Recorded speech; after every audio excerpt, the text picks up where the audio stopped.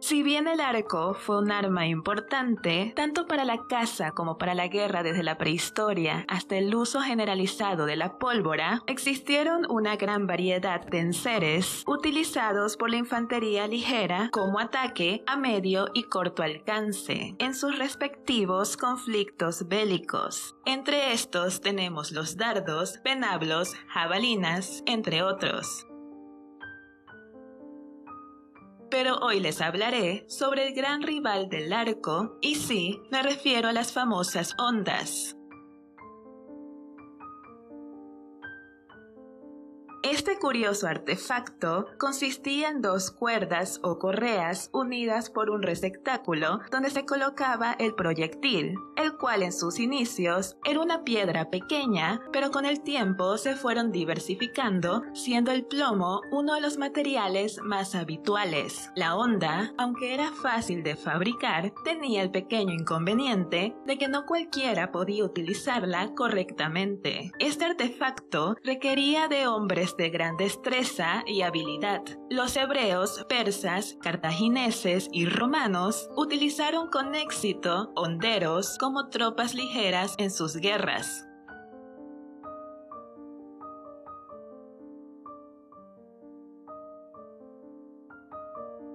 El uso de la honda se remonta a tiempos prehistóricos, pues se trata de una de las armas más antiguas de la humanidad. Se han hallado grandes cantidades de proyectiles de honda, pertenecientes al periodo neolítico.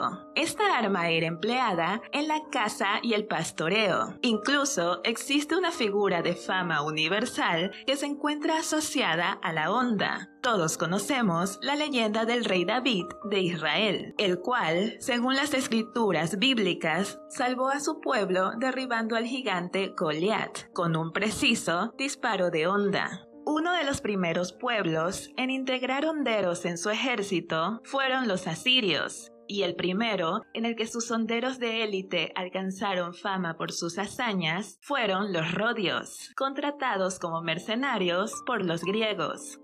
Pero fue en la antigüedad clásica cuando estas tropas adquirieron especial protagonismo.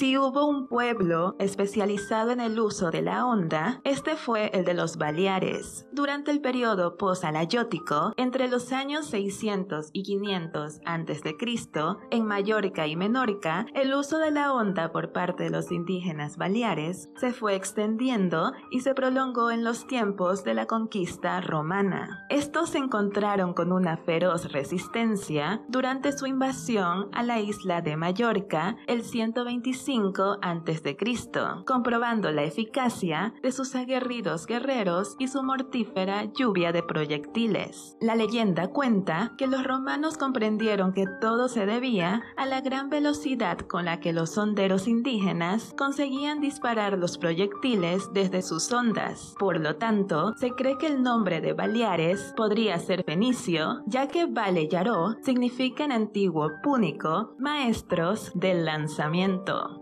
Así que está claro que el nombre de las islas está íntimamente asociado a la fama de sus antiguos honderos. Estos guerreros se entrenaban en el uso de la honda desde la infancia, donde perfeccionaban su tiro y conseguían una gran habilidad de precisión y potencia. La función de los honderos baleares era la del hostigamiento y los primeros choques con el enemigo, normalmente situados en la vanguardia de las tropas o escondidos en una posición estratégica, lanzaban los primeros ataques contra la línea enemiga, perforando cascos, escudos y abatiendo hombres mal protegidos. Cumplida su misión, procedían a retirarse para darle paso a la infantería pesada. Los baleares fueron utilizados como mercenarios por multitud de ejércitos de la antigüedad, entre ellos griegos, romanos y cartagineses.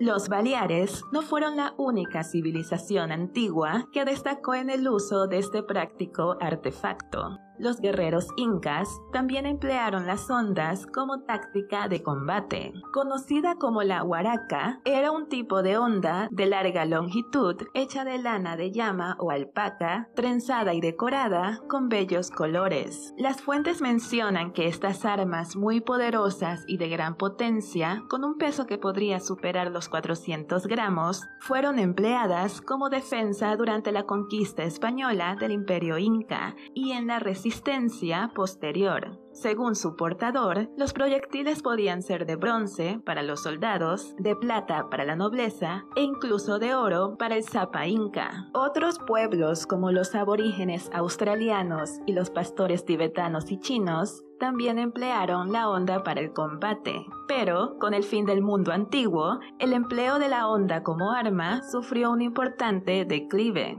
Sin embargo, no desapareció del todo.